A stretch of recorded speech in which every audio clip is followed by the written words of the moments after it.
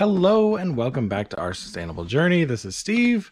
Today we are going to check on the worms. I've got a bucket of food scraps from our lovely food scrap pickup people. I've got the bin from October 25th when we made the 3 bins. Back when we were at 650 subscribers. I think we're at 830 something, I think. So that's kind of awesome. It's exciting. It means that people love worms, maybe. Or the Homestead stuff.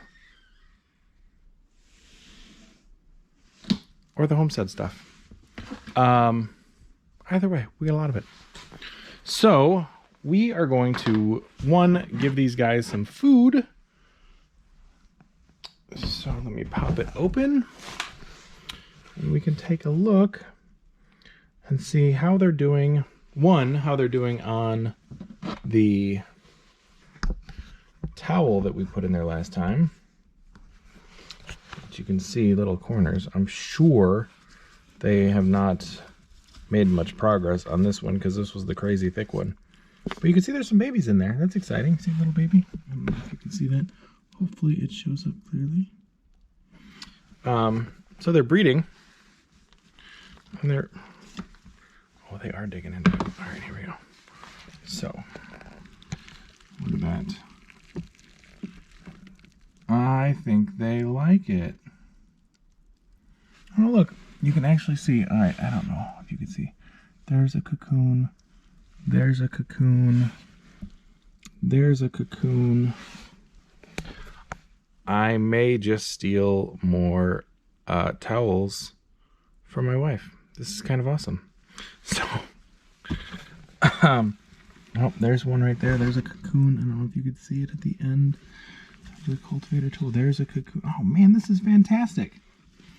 All right. There's one right there. Oops. Cool.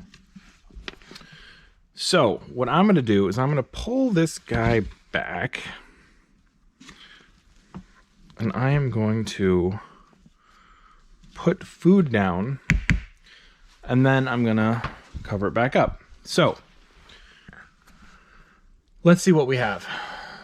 We've got coffee grounds, which is a food source. A lot of people think of it as grit. It is not. It is food. I've said in the past that it's grit and I've been wrong. I will willingly admit that I am wrong. It's actually got a little mold on there too, so that's all right. So we're gonna put this in there. I think it's gonna be a lot of coffee.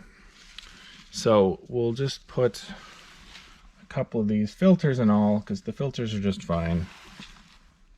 They will be hopped up on coffee in the bin here, because that's just what's on top of this bucket. Normally when we feed the big CFTs, we don't go through it one item at a time, but for this I have to. So I can dig a little bit and see if there's something in here. It's not. So we've got, I don't know what that is. That looks like fat of some sorts. Maybe some bread, part of a sandwich. We can put that in there. We'll try the fat. Why not? It could be fun. And whatever that is, an egg, I think. It's hard to tell sometimes. So that should be plenty. Now we will cover them back up. And they can make their way back underneath. And it's really cold. So the other thing that I'm going to do, somebody mentioned it in last week's video, and I didn't think about it until after I posted. You want to insulate these guys in the wintertime. And I have them on the heating mat, so it's not an issue. But if you have a bin like this, and you don't have the heating mats, or you don't have a heated space, or they're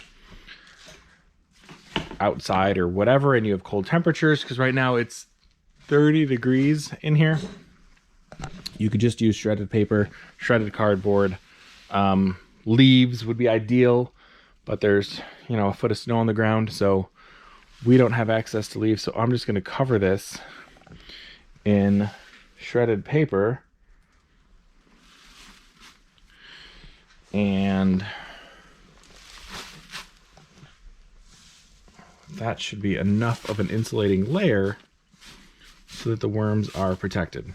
Okay, and then when we check on them in a week, they should be nice and toasty. Now, this is my pet peeve. Don't shred envelopes unless you pull that stupid little cellophane window out of there. We got these from somebody else, so I'm going to pull out the cellophane. It's not, I mean, I don't have to, because the worms won't actually eat the cellophane. I just don't want it in there.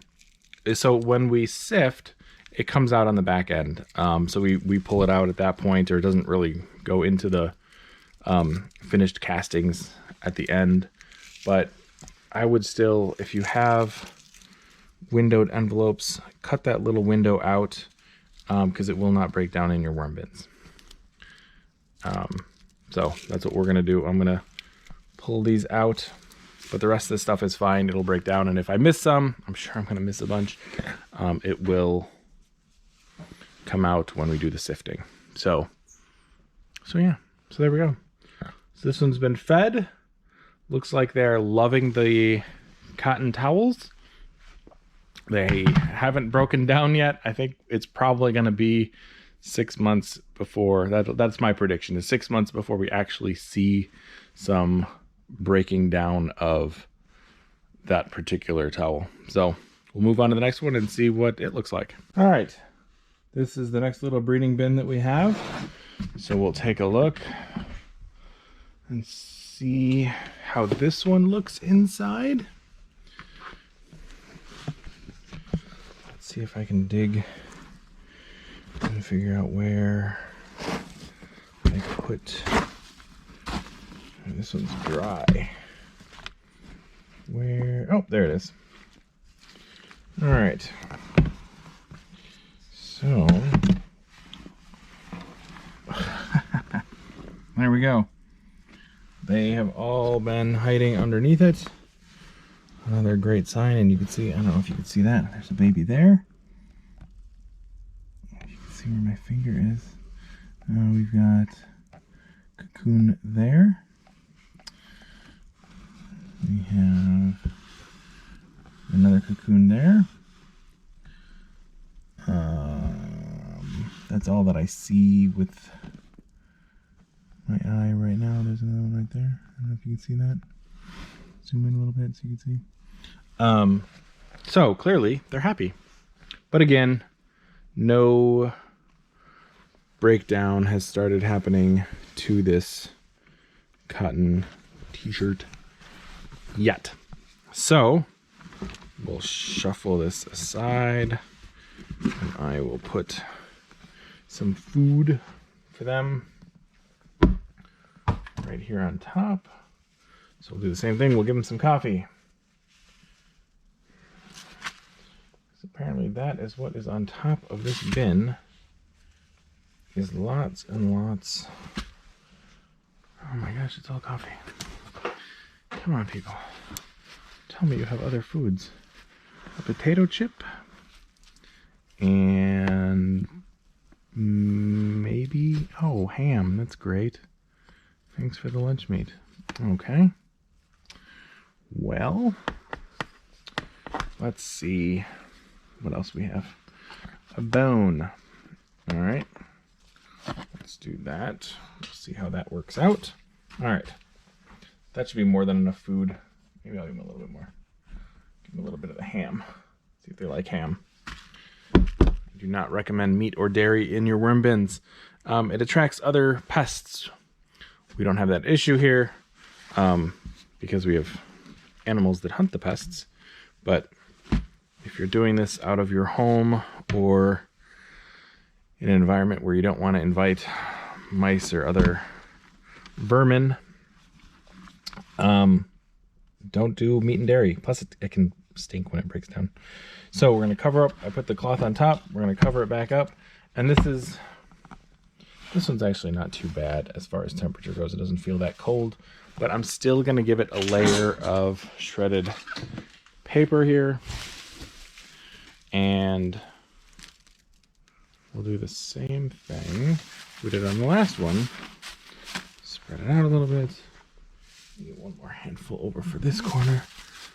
I usually like to do like a deep layer, because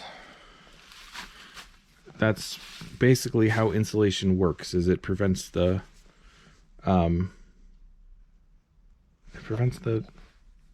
cold air from penetrating and getting in there. So that's what you want, is you want a thick, this is probably 2-3 inches thick, and so that should be good enough for these guys. Now they are fed, they are tucked in for the week. We'll close it up and we'll go check on the other one. Last but not least, this is another one from October 25th. Does anybody else, when you go to open your worm bin, worry that they've all died or moved out? Because I still get that. And I've been doing this for a while. They're trying. They're certainly exploring the edges of this bin, for sure. So let's see if I can, this is the one with the cut up cloth, which is going to be nearly impossible to find. But let's, oh, there we go. There's a little bit. So I put it in this corner. There we go. So we'll set that aside. Oh yeah, see, there we go. There's really all the worms. So I am going to scrape it into that corner. I'm going to, we'll give them the same diet. We'll give them some coffee and filters. So you got plenty of food in there. We'll give them, I don't really want to give these ones ham. Let's see what else is in this bucket. If you do run food scrap programs, which I sort of recommend, but I don't recommend digging through them, because, you know, that's kind of, it can be gross, for sure. There you go, some cereal. I assume that's cereal. I hope that's cereal. Let's just get a little bit of that. Put that on top. So they're getting breakfast, right? Coffee and cereal and t-shirts, a cornerstone of every healthy breakfast. So I'm going to cover it back up with the cloth. These are the torn up strips. And I thought there were more tiny strips. Maybe they're in there somewhere. But I'm going to cover these guys back up. And we'll do the same thing. Man, that plant has been here for 4 months. It's still not dying. All right. So we'll cover them back up. And I will probably knock these guys down off the wall so they can find the food. They're just exploring. Nothing wrong with it. So we'll knock them down actually before I put the layer of insulation on there, because otherwise they might not make it back through. That one's dead. We skip those ones. Oh, they always go for the lids. They love the little corners away from everything. I think, come on guy. There you go. Or gal, or both. Another one. Good enough. Cool. All right, so now we'll get some shredded paper. Normally we have this stuff in the super sacks, the giant, I think they're 3 foot or 4 foot by 4 foot bags. So I had to put them into this because we keep them down by the barn, because that's where the CFTs are. But this works, right? Okay. So spread that around a little bit. Oh, they need some more.